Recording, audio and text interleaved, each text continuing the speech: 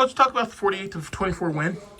Yeah, I mean, really sharp in your first game, which is what you want. And I think we made a little statement tonight. I think some people, honestly, probably last week in our scrimmage, doubted a little bit of where we were and where this team was. And I thought we came out and played really good football. I mean, there's still a lot of things we got to fix, but Sure. a really good start to the season. Talk about Bryce Power. He had to go over 200 yards, I'm sure, because he had to run a 51 and 41 and. Yeah, 71-yarder. Yeah, Bryce was really good for us last year. He just probably a little overshadowed because Frankie was so good for us. But Bryce is he's a really hard-working kid. And so, yeah, his hard work paid off tonight. He had a great night.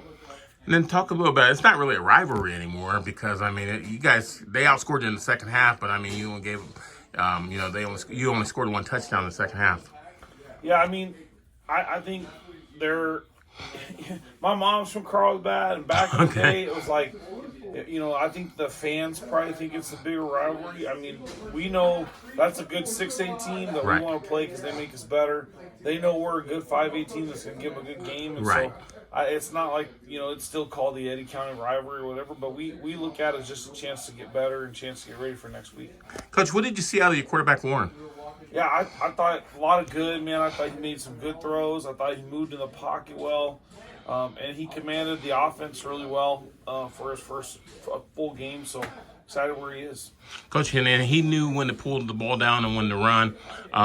Showed a lot of poise. Yeah, he did. I mean, I thought like I said, he moved well in the pocket. Had a couple big runs. Made some good pitches out on the edge. Made some good checks and then big throws down the field. So, yeah, I thought he had a solid game. Talk about, Coach, when they were driving and it was 14-7, they had the momentum and then they fumbled and then Marco Soto, if that's his name, returned. Yeah. I mean, I haven't got to watch it on film, but our coach has said on film that the runner was up and Marco I thought our guys did a really good job of really ripping the ball a lot, just forcing some turnovers. And it seemed like when they got closer to the goal line, they ripped even harder. But, yeah, Marco, I think, ripped that ball out, and I think he just took it from the guy and took off running. And it's one of those plays where, when you're on the other side of it, you're probably not too happy. But I think when you watch film and you see, our coach were pretty confident that guy was still up and moving forward when the ball got ripped. And that was a huge momentum change for our team. And Marco Soto is one of our captains and leaders, and really excited for how he played tonight. Coach, talk about you guys in the first series. You guys were like third, and you were backed up 3rd and 25 or 3rd and 20, and you ran a draw play, and then a spring par for a big first down. Yeah. I mean, I think when you have para, some teams on 3rd down blitz you. What we looked at from Carlsbad the last few years is they tended to blitz us more on 1st and 2nd down. And so that's why we were able to run a little more screen and a little more draw more on 3rd down and screen more on 1st and 2nd downs. And so it just allowed us some plays, and I think that's our coach is doing a good job of scouting those guys. Coach, talk about that. Your offensive line came out big. They could not stop the run tonight at all. Yeah, I mean, and they have a good front. I thought their linebackers are really good. And of course, the ones got offered all over the country, and our guys really just, especially for being a new line. I mean, we were able to run GT, we were able to run draw, we were able to run inside zone, outside zone. I mean, those guys could do whatever we wanted, and that's just a testament to Coach Bickle and what he's done with that O-line, and then just those guys really buying into the scheme. Coach, talk about their going for it twice on 4th down. Once on the first series when you were in your 28-yard line or 30-yard line, you 4th and 5 or 4th and 3, and you went for it. And then same thing in the second half, you went for it, 4th and 5. Yeah, I think I always give my DC heart attacks, but I told when I became a head coach, I told my first DC, who's now with me as just an assistant coach, I told him, I said, I'm aggressive, man. I always think I can get the first down, and sometimes it gets me in trouble, right, at times, but. I just, we were talking on the headset. I said, guys, I really like this play. What do you think? And every coach was like, yes. Like it was all 4 of us on offense. And so we have 2 big receivers that are really good at going up and getting balls. England and Byers. And they fall forward. And so I just really felt confident that guy, either one of those guys, are going to get us the first down. And so we called the slant and got a big first down. Coach, talk about the full house backfield. I mean, you guys were running that with Byers. That's I don't know if it's full house or wing, not wing, but a Wildcat, full house Wildcat. We call it Rhino. Rhino, okay. So when I was in Los Lunas, we started it with you guys there, and I had a big Rhino package, and so I've just come back here.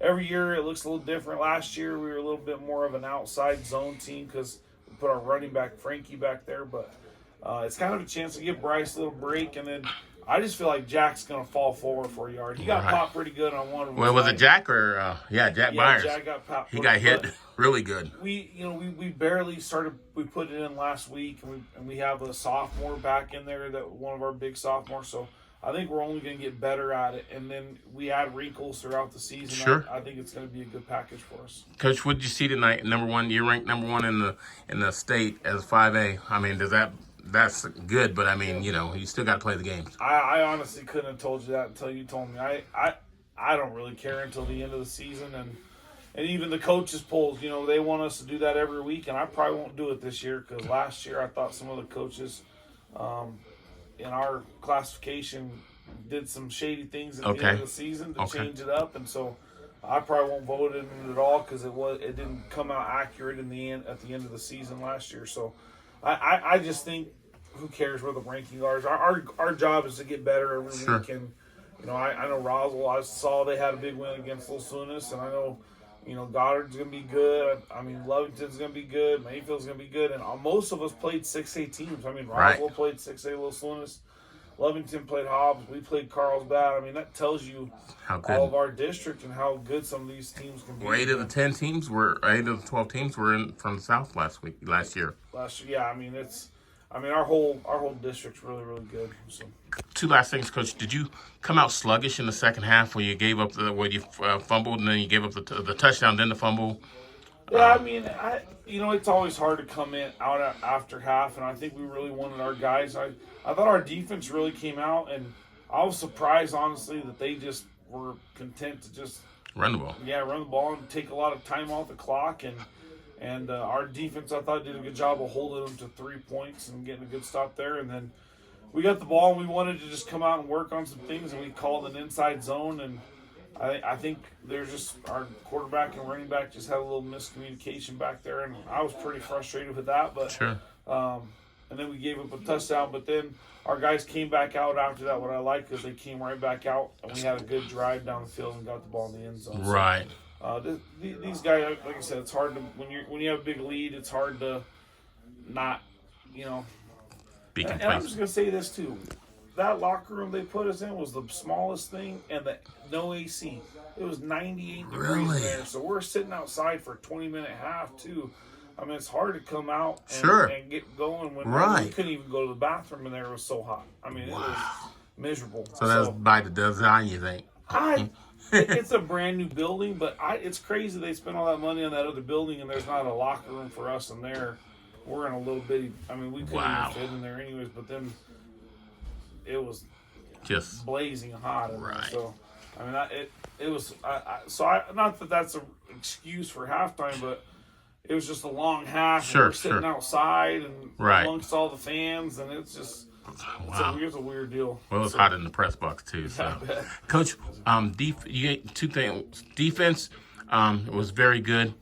Talk about them a little bit. Yeah, I mean, Marco Soto, led the way, and then Miguel. He's a linebacker, Soto, right? Yes, yeah. Marco and Miguel. Miguel plays outside, and both those guys had turnovers. Idel Villa did a really good job reading the screen, and then he had some huge hits. I mean, he was a corner last year, and he's really bought into the weight room.